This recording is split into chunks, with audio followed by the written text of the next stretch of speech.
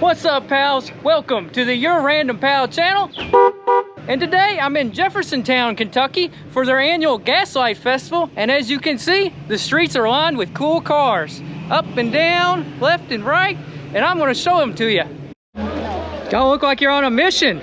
You're on a mission with a guide. What's going on today? Just enjoying the show. Jeffersontown Gaslight Festival. Glad to be here. Yep. Here we have the Roger Rabbit taxi cab and Herbie the love bug.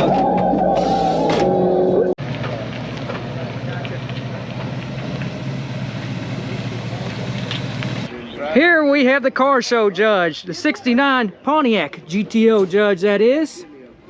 And check out that 400 motor. Gotta say, I really love the collar on this judge. It's that popular orange collar on them. Carousel red is what it's called. And the best way to have a judge is with the 4-speed manual. It also has the cool hood tack on it. And here we have a Camaro that identifies as a Lamborghini with its scissor doors. And a lot of you have heard of squatted trucks. Well, here we have a squatted car, the Carolina Squat. Here we have two Back to the Future cars, two DeLorean DMCs. I wonder if one went to the future and one came back from the future. Now with these two DeLoreans here, you could say one is a his and one is a hers, as one is an automatic and the other a manual transmission. There's some creative thinking on the part of this Jeep owner here. He parked over the cooler so nobody steal his beer. And you just can't have a Jeep without a bunch of rubber ducks in the window. And here we have a Honda Civic that loves Coke a little too much. Not only is the outside decorated in Coca-Cola, but also check out the inside.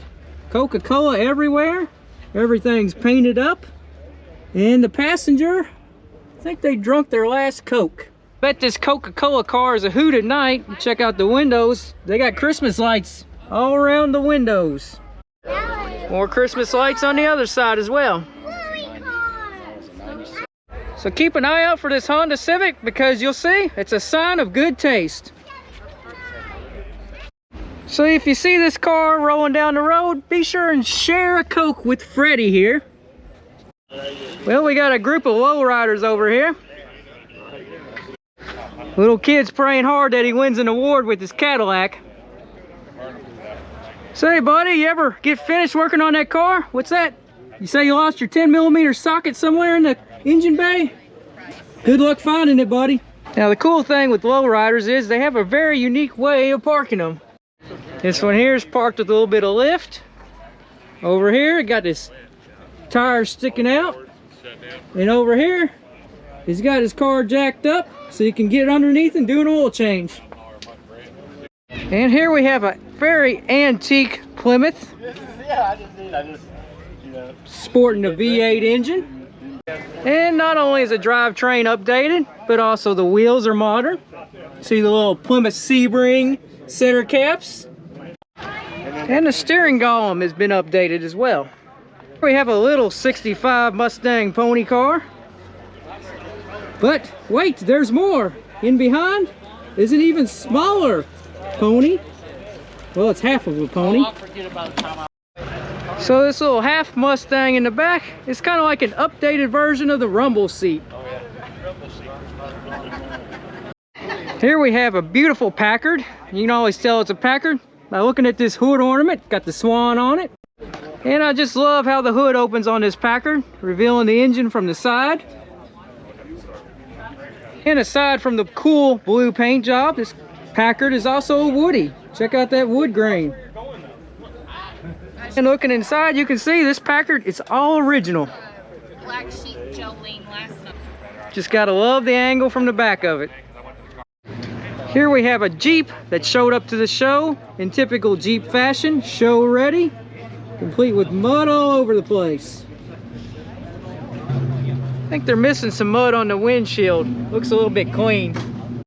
And here we have another lowrider parked in typical lowrider fashion, jacked up on one side and leaning on the other. And this lowrider caddy has quite the equipment in the back. It's ready for some serious bouncing around. And inside is the remote control with a bunch of switches on it. Here we have a 69 Camaro Z28. It's a little rough around the edges, but that's okay because that was done on purpose. Inside of the Camaro, you can see it's set up for a little bit of street and strip racing action. And apparently it was built by this place called Spider's Hot Rod Shop. That was a smart thing. That was 20. And look at this spoiler. It's cool, it's custom, and it's got the bow tie right in the middle. This Camaro is powered by a 454 V8. And you can see it's got this K&N top plate air filter on it. Here we have a clean 88 Nissan 300ZX. Now in Japan, they call these cars the Fair Lady, or the Fair Lady Z.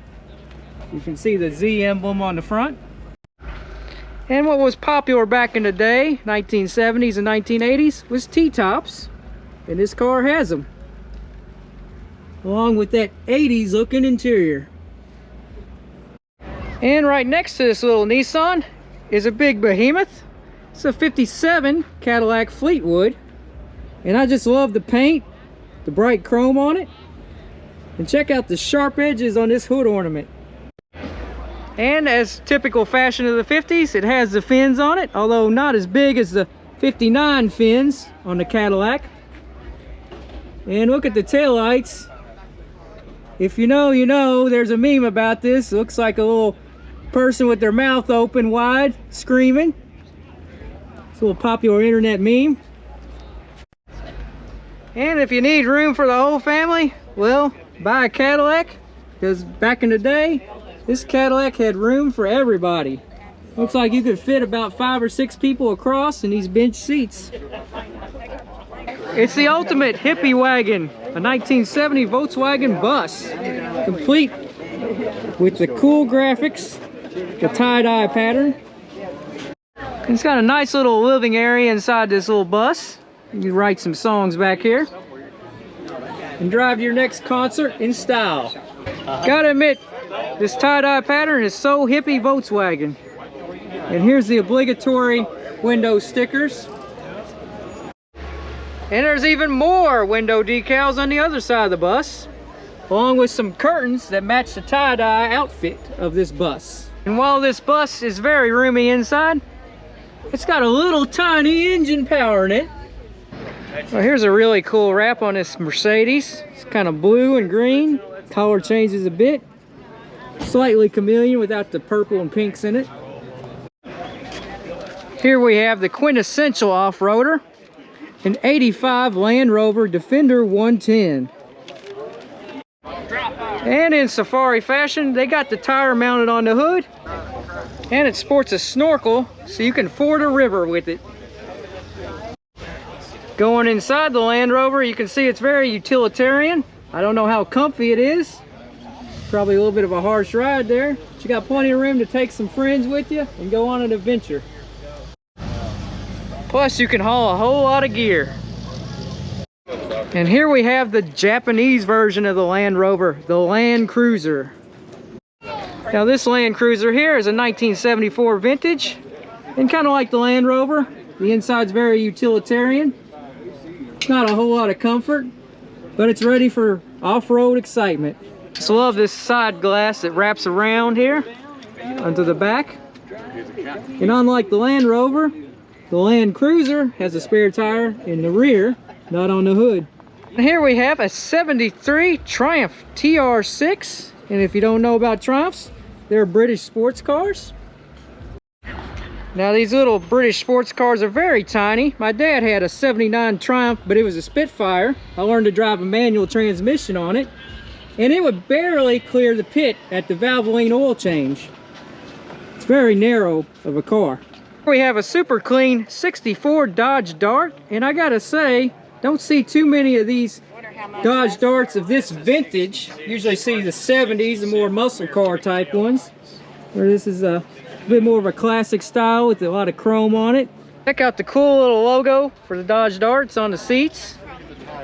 It's on the steering wheel. And this Dodge Dart sports a push button transmission. For a car that's supposed to be really small, it's got a really huge trunk. Although it probably downsized in later years, but back in the 60s it was huge.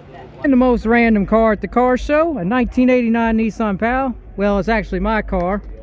Hey, what are you guys doing in my car? Y'all clowning around? Now this show goes very far down the road here, and down the road they've got some music playing. It's kind of loud. So what I'm going to do is quit yakking, and I'm going to play some music of my own and show you some more of the show, and you can see all the highlights.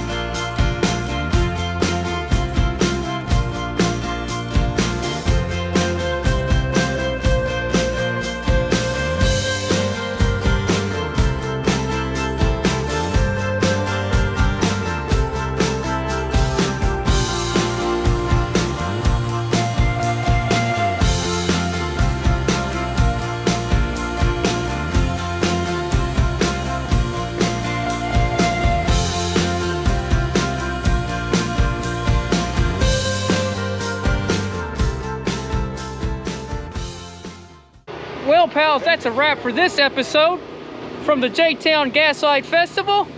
Until next episode, don't worry, be random. And if you never want to miss another random car video, remember, ring that bell. Ring that bell.